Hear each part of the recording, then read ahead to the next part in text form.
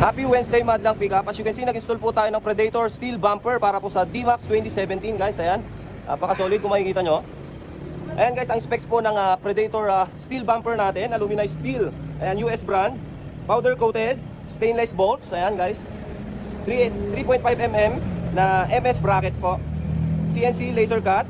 So ang weight po ng Predator Steel Bumper natin, 30 kilos po yung front and 25 kilos po yung rear natin. Ayan guys. And meron po yung free skid plate. Ito po siya.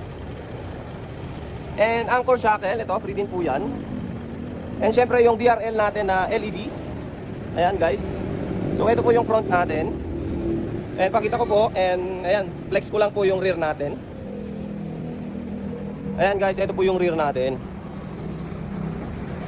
And located po tayo dito sa Bantay, Ilocos. And meron tayong authorized dealer, Binyan, Laguna, Quezon City, and Bawang La Union po.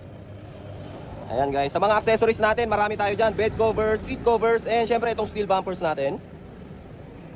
Ayan, paikutan lang po natin.